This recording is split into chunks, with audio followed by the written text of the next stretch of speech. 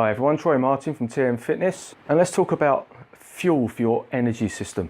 So if you play sport or you just train regularly, you know that you need fuel to perform your best. You also need to be adequately fueled enough to be able to recover between training sessions or competition or matches. So when you read articles in a lot of the magazines, it's all about carbohydrates, right? Porridge and granola and flapjacks and energy bars and energy gels. That's all good.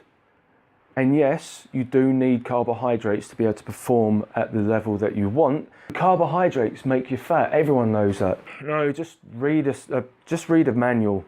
The higher the volume of training and the higher the intensity of your training, your level of competition, the greater the need for carbohydrates, maybe even as much as 8 to 10 grams per kilogram of body weight.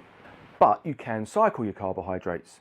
So you can go have high days on high volume training days and high intensity training days, and then low carb on rest days or low intensity, low volume training days. And of course, not everybody metabolizes carbohydrates that well. Some people do very, very well, and they even perform very, very well on a low carb, high fat diet.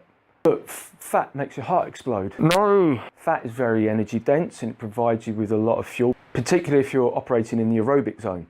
If you're doing endurance sport and you're training at around 55 to 70% of your maximum heart rate, that's the fat burning zone for most people.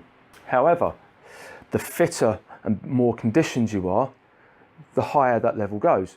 So we've seen in the research that that highly trained, like elite level endurance athletes can metabolize and oxidize fats at much higher levels of intensity than other people.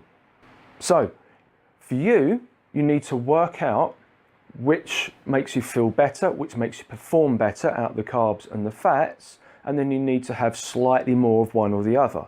If it turns out that you're a low fat, high carb guy, fine, fill your boots, eat all the flapjacks and all the potatoes and all the pasta and all the rice. If it's the other way around for you, if you feel and perform much better on a high fat, low carb diet, just bear in mind that if you're doing intense levels of training or it's a competition or a match day, you're going to need to add in a few extra carbs to fuel those muscles.